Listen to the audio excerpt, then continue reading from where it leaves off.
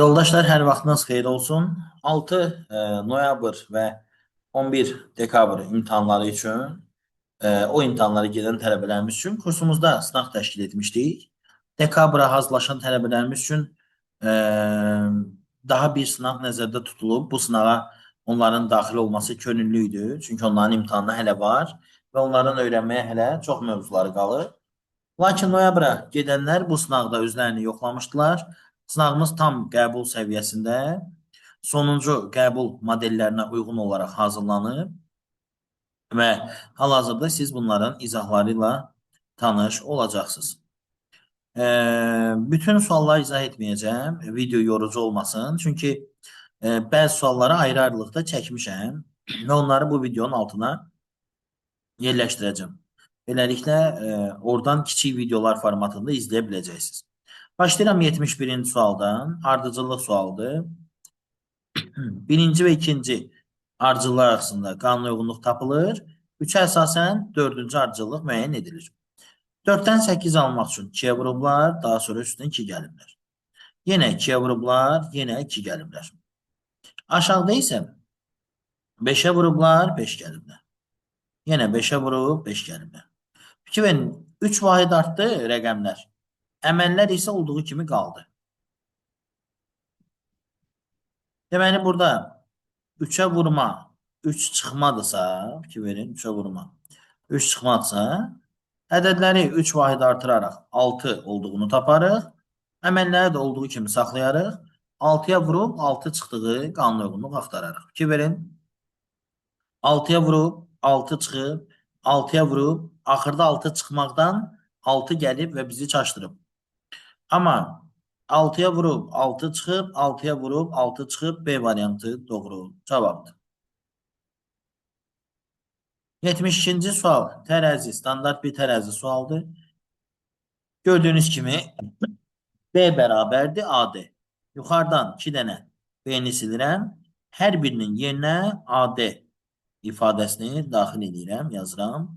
Və sol tərəfdən A-lar, sağdan A-lar ixtisar aparır. Solda qalır B, sağda da qalır 4 dənə D. Bizə bu dəqiqə bu lazımdırmı? Yox, bizə 3D lazımdır. Onda B'lərin yerinə 4 dənə D qoysam, 1, 2, 3 və 4-cünü də yerləşdirsəm, D'lərin biri ixtisar gedir, A bərabər olur 3 dənə D-yə. Yəni cavab C variantı. Yoldaşlar, 73 biraz ehtimallı sualdır. Bu sualda siz belə deyək, K elin üstünə el gələndə mm almalısınız. Amma K da eldən 2 vahid kiçik olmalıdır. Yəni K-nın üstünə 2 gələndə el verməlidir. Müxtəlif qiymətlər yoxlaya bilərsiniz. Sualın elə məğzi biraz vaxt aparmaqdır. Amma 50 nədir? 79-un üstünə 9 gələndə 88 edir. Başqa ehtimallar doğru çıxmır. Ona görə M 8-ə bərabər. 74-cü sualı sizə individual sual kimi verirəm. Buyurun, zəhmət olmasa fikirləşin, stop eləyin ekranı və sualı həll edin. Tapandan sonra şərh bölməsində yazın. Görək düz tapdınız, yoxsa yox. Tapmazsanız yazın, izahını verin. 75-ci sual. İmtahanlara ilk dəfə düşəndə mən tərəfdən izahı geniş formatda verilmiş bir sualdır və indi isə onu sadəcə operativ bir həll yolu ilə həll edək. Əgər siz bu mövzunun mahiyyətini bilmirsinizsə, yeni stil perimetr sualı yazaraq və yaxud perimetr Vüqar müəllim yazaraq axtarsaz YouTube-da bu sualın izahı çıxacaq. Lakin mən bunu biraz operativ formada əldə etmək istəyirəm. 2 bərabər C bölündüyü üçün 2 vur 1 və 1 vur 2 kimi vuruqlarını yazıram ədədlərini. Eləyir 3. 48 ilə 51-i toplayıram 99. 99-u 3-ə bölürəm, cavab 33. Bilirsiniz ki, bu sualın sürətli metodudur. Yenə deyirəm. Orijinal həll metodunu bilməyənlər bu sürətli metodu başa düşə bilməz. Ona görə orijinal həll yoluna baxın. 76-cı sual yeni stil bir sualdır və bu şifrələmə sualını sizlər üçün YouTube'a ayrıca yerləşdirmişəm. Bu videonun altında görəcəksiniz ki, bu şifrələmə sualda həmçinin həftənin günləri sualı da yerləşdirilib. Siz bunun ikisinə baxaraq son imtahanların yeni iki sual tipini öyrənə bilərsiniz. 76-cı sual tipi də son imtahanların məşhur tiplərindən biridir. 77-ci sual tipi də demək olar ki, 3-4 imtahanda ard-arda düşür. Ayrı-ayrı bunların izahlarını vermişəm və onları, həmin video linkləri bu videonun altına pin eləyəcəm. Mütləq daxil olub baxarsınız. 78-ci sual. Fikir verin. Birinci 5-dən 2-ni əldə eləməliyik. 2x plus 1-i 5-ə bərabər eləsək, 2x plus 1-i 5-ə bərabər eləsək, buradan x bərabər olur 2-yə. 4y-i də 2-yə bərabər eləsək, y bərabər olur 0,5-ə. Aldığımız qiymətləri yerinə qoyanda olur 2 çıx 3 -1 bölü 3 üstə gəl 2 vur 0,5 1 üstə gəl 1 eləyir 2. 2-dən də 3-də 1 çıxanda nə edir? Düşünün ki 3-də 6-dan 3-də 1 çıxırsınız. O da eləyir 3-də 5. Birincinin cavabı elədi 3-də 5.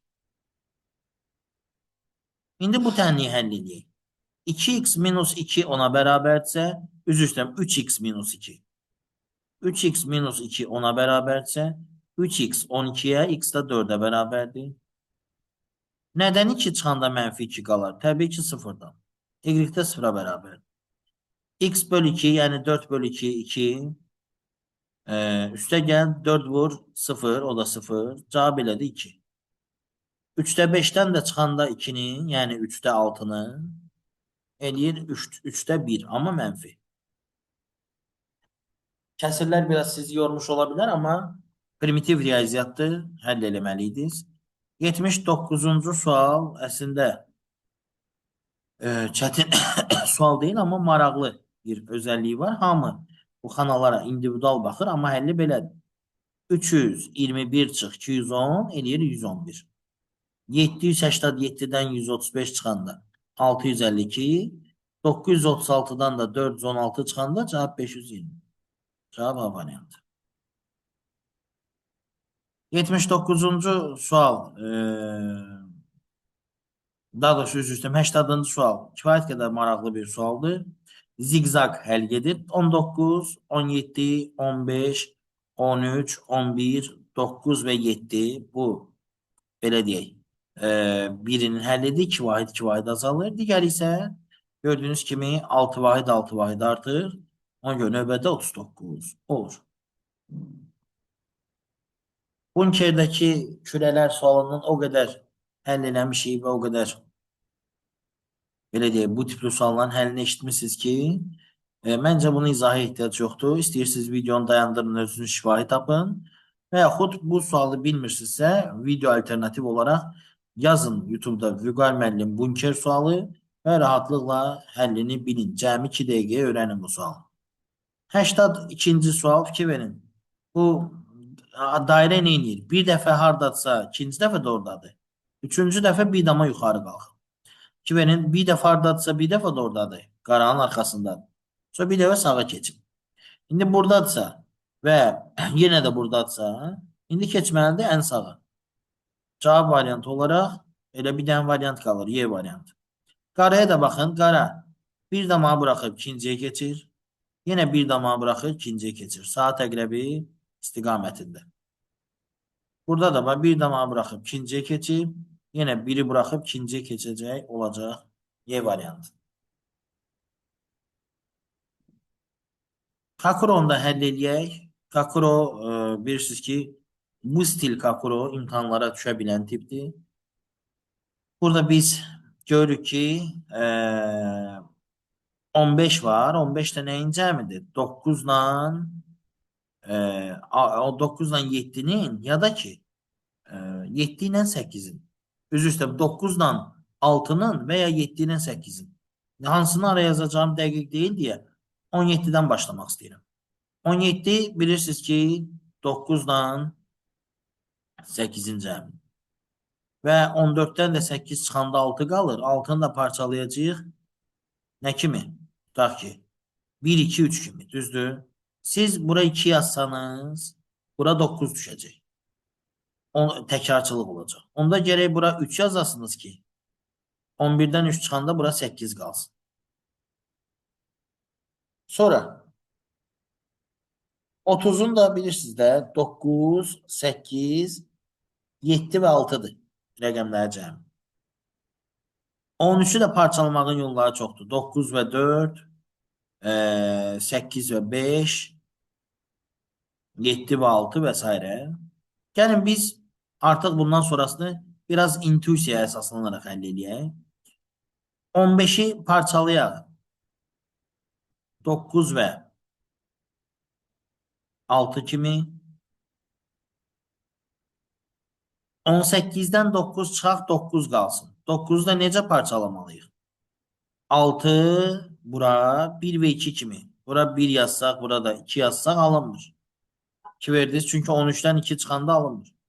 Onda biz bura balaca ədəd versək məsləhətdir. Baxın, belə eləyək. Bura verək 6, bura verək 9. Olsun belə. 30'un toplananları 8, 9, 7 və 6'da axı. Bura 7, bura 6 yazaq. 6 ilə 7'nin cəmi 13 eləsin. Çıxanda 18'dən də 13'ü eləyir 5. 5'də parçalaya bilərik. 1 ilə 4 kimi. Ya da 2 ilə 3 kimi. 2 verirsiniz, məsələn, bura 2 yazsaq, bura 3 yazmaq olmur. Bura 1 yazsaq, bura 4 yazmaq olmur. Deyin niyə? Çünki 13'dən 4 çıxanda 9 qalır və təkrarçılıq olur. Bunların ehtimalı bəlkə də 7 və 8 imiş.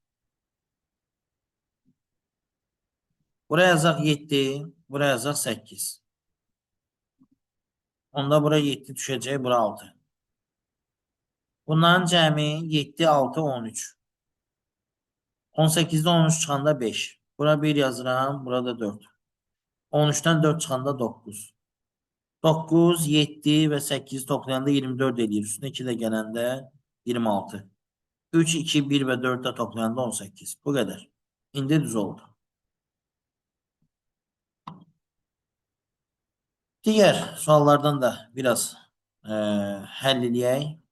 Baxın, B vur B, yəni B'nin kvadratı bərabərdir 2A. Burada da 2B bərabərdir C yazıb. A da bərabərdir. A'dan da C çıxanda 16 qalır. Nə eləmək olar? Əvəz etmə eləmək olar. Məsələn, C'nin yerinə 2B qoymaq olar burada. Olacaq nə? A çıxılsın 2B bərabərdir 16. A'nı da nə kimi göstərmək olar? A'nı da göstərmək olar B kvadratı bölü 2 kimi. Düzdür? Onu da burada yerinə qoymaq olar. B kvadratı bölü 2 çıx 2B bərabərdir 16. Biraz sadələşdirsək, B kvadratı çıx 4B bərabərdir 32. Sizcə B nədir? B. Tutaq ki, olsa B-nin kvadratı çıx 4B bərabərdir 32. Belə bir nümunə aldıq da. Bunu istəyirsiniz gətirək diskriminanta. Məncə daha sadə də bir yolu var. İndi yoxlayaram. İndi ağlıma bu variant gəldi. Birinci bununla həll etmək istəyirəm. Əslində burada A-nın və B-ni C ilə əvəzləyib də cavabı tapmaq olardı. O varianta getmədim, bunu elədim. Gəlin yerinə qiymət qoyaq. Olacaq 8'in kvadratı 64, çıx 8 vur 4, 32. Deməli B 8'dir. B 8'dirsə, əgər B-nin kvadratı, yəni 64, 2A-dırsa, onda A da nədir? A da 64 bölü 2, 32'dir. A 32'dirsə, 32'dən də nə çıxanda 16 qalar? Elə 16. C də 16'dır. Başqa bir yol yoxlayıb vaxtınızı almaq istəmirəm. Çünki bu da çətin bir yol deyildi. Amma əminəm ki, bundan daha asan yol var. Çünki bu sualı yazanda daha sadə formada həll etdiyimi xatırlayıram. 86 ənənəvi sual tipindəndir. 1 və 4'ü birləşdirəndə L və əkin Sözlərini birləşdirəndə nəlbəki sözü əmələ gəlir. Nəlbəki.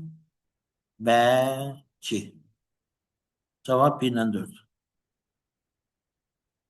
Cavab variantlarında verilmiş fiqurun dördünü birləşdirən zaman təqdim olunmuş böyük fiqur alınır. Artıq fiquru seçin.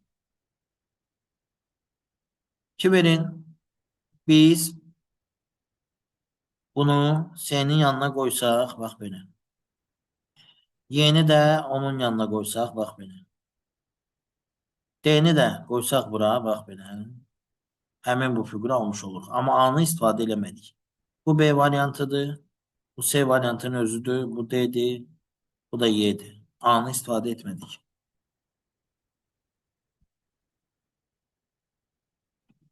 54 yaşında olan atanın qızı 19 yaşındadır. 54 ata, 19 qızı.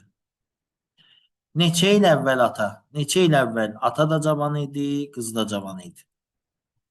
Ata qızından 8 dəfə böyük idi. Qızını vurursunuz 8-ə və ataya bərabərləşdirirsiniz.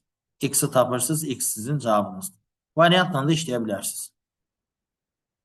Neçə il əvvəl ata? Məsələn, tutaq ki, cavab variantı 12-dir. 54-dən 12 çıxanda 42 qalır. 42 8-ə bölünmür. 54-dən 13 çıxanda yenə də 8-ə bölünmür. Amma 14 çıxanda 54-dən 14 çıxanda 40 qalır. Uşağın da yaşının 14 çıxanda 5 qalır. Həqiqətən də 45-dən 8 dəfə böyükdür. Variantla da işləyə bilərsiniz. Təbii ki, AC və ya BB tələbəsisinizsə. Tövsiyə etmirəm variantla işləməyi, amma yenə də belə. Yəni bu metodda var. Hünər və nərilti sözləridir burada. Nər sözünün hərflərinin yeri dəyişib. Qoyursunuz ortaya. Birinci sözümüz olur hünər. İkinci olur nərilti. 90-cı sual sonuncu qəbula da düşmüş və bu il fevral ayında da düşmüş bir sualdır. Bu sualın heç belə deyək, YouTube-da izahı filan heç bir müəllim tərəfindən verilməyib. Bu sualı mən link qoyuram sizin üçün. Sentyabrın qəbullarının içərisində, yəni sentyabr qəbul suallarının içərisində bunu tapın və mütləq baxın. 3 dəfə düşüb ha bu sual. Yenə düşə bilər. Sonra demədi deməyin. Yaxşı. İndi link qoyuram bu videonun altına. Videonun adı belədir. 25 sentyabr qəbul sualları. Həmin qəbul suallarının içində bunun da izahı var. Diqqətlə baxın. Böyüdür, amma həlli o qədər də çətin deyil. Bir neçə sualda, bir də mütləq yoldaşlar, bu hamar ağac söhbətinə də mütləq baxın. Bu mövzu da bilirsiniz, qrafiklər mövzusudur. Ağır mövzu deyil, sadəcə bəzən belə ağır suallar sala bilirlər. Ona görə də bunun da həllini bilmək istəyirsinizsə, mütləq qoyacağım 4-cü linkə də baxın. Bunun da izahını eşitmiş olacaqsınız. Çox vacib sualdır. İndi isə baxaq 100-cü suala. 12 nəfərdən ibarət iclas salonunda hər kəs bir-birlə salamlaşır. Neçə salamlaşma var? Yoldaşlar, düsturu bunun n vurulsun, n-1 bölü 2-dir. Dərslərimdə daha detallı şəkildə niyyəsini açıqlayıram və tələbələrin yadında saxlaması üçün daha fərqli yollar da danışıram. Sadəcə indi dərs deyil, uzatmaq olmaz. Ona görə burada 12-ni 11-ə vurub 2-yə bölməliydiniz, cavab 66 eləməliydi. Burada növbəti 98-ci suala baxsaq, M-in M ilə hasili mənə M verib. Bu nə ola bilər? 5 vur 5, 5 ola bilər. 6 vur 6, 6 ola bilər. İkisindən birini yoxlamalıyıq. 6 vur 6 olduğunu desək, bütün M-lərə gərək 6 qiyməti verəsiniz.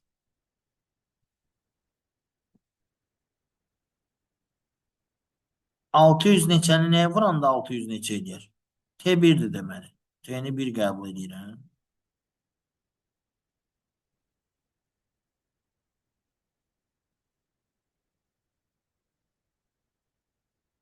Və yoxlayıram görüm düzmü tapdım. 616-nı vururam 16-ya.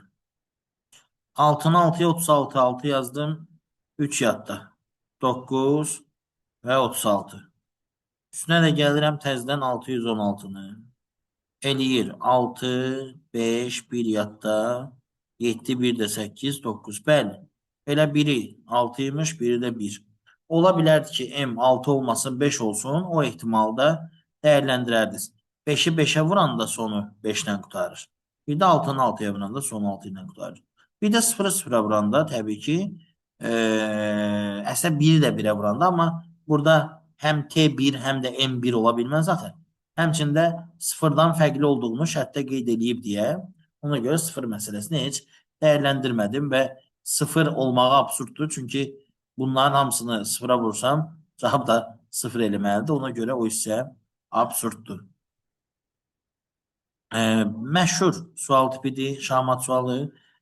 Bu sual tipində belə deyək, açıqlamasını verim.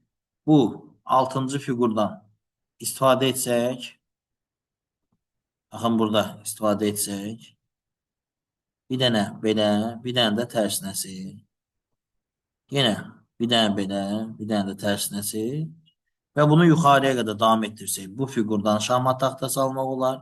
Bundan da almaq olar. Necə? Bax, göstərim.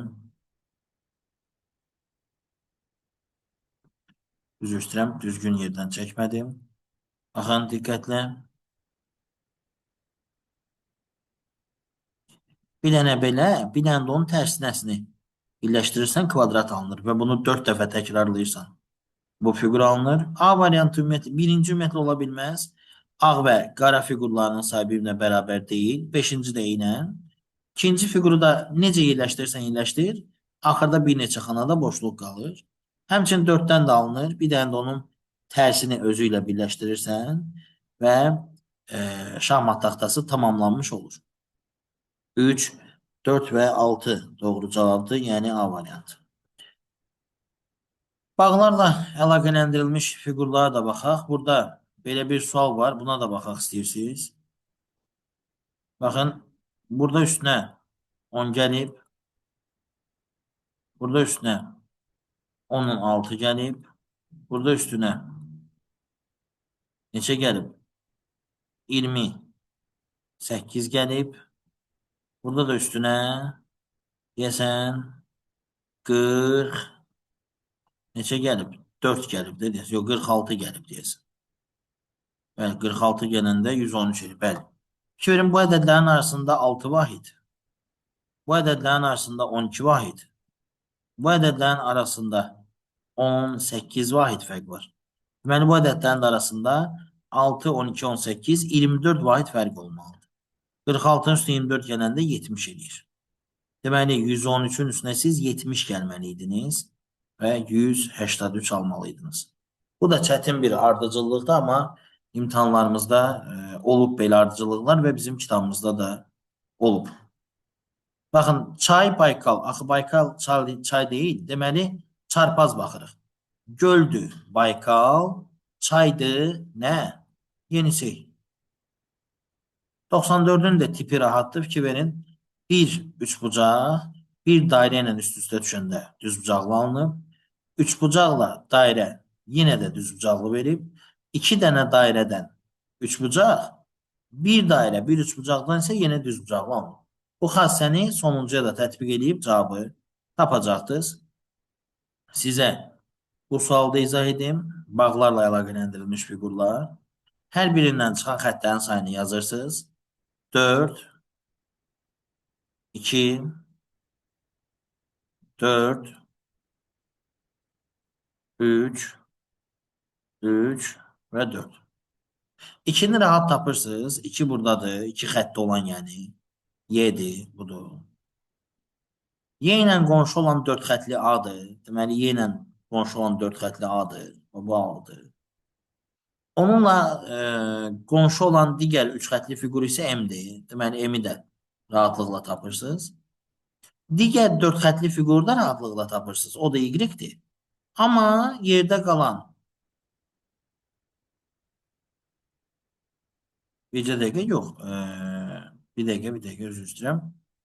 Burada 3 dənə 4 xətli, 2 dənə 3 xətli, bir dənə də 2 xətli fiqur var. 2 xətlini rahatlıqla tapdım. Y. Y ilə əlaqəli olan 3 xəttini də tapdım M. Y ilə əlaqə olan 4 xəttini də tapdım A. Aha. İndi Y ilə əlaqəli olmayan 3 dənə fiqur qaldı. Qısacası bax, D qalıb 4 xətli, Y qalıb 4 xətli və bir dənə də qalıb 3 xətli. O da hansıdır? Qalan 3 xətlimiz N-dir. Yəni Y ilə qonşu olmayan 3 xətli. O da N-dir. Bax budur. Düzdür? İndi mən Y ilə D-ni nə bilim hansı hardadır? Baxın, Y-i bura yazsam, D-ni bura. Görün nə baş verir. Y-in qonşuları N, D, M, A. Burada da N, D, M, A. Yerlərini tərsinə də yazsam Y-lə D-nin. Bu dəfə D-ni aşağı. Y-i yuxarı yazsam, yenə Y-in qonşuları N, A, D və M-dir. Nə oldu? Y-i yuxarı da yazdıq, D-ni aşağı, elə də düz çıxdı. D-ni aşağı, Y-i yuxarı yazdıq, elə də düz çıxdı. Deməli, Y ilə D-ni yeni dəqiqləşdirmək mümkün deyil. Ona görə cavab B variantıdır. Bizdən mümkün olmayanı soruşur.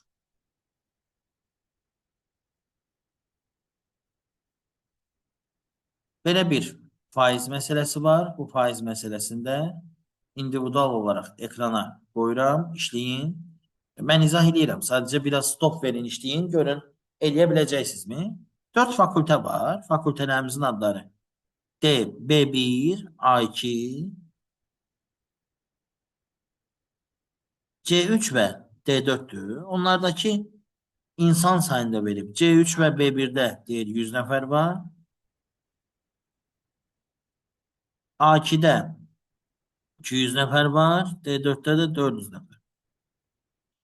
Hər qrupdakı müvəffəqiyyətli insan sayını da verib. Deyir, D4 qrupunun müvəffəqiyyətli göstəricisi 20%-dir. Yəni, D4'ün 20%-ni tapırsan, 80 tələbə uğurlu tələbədir.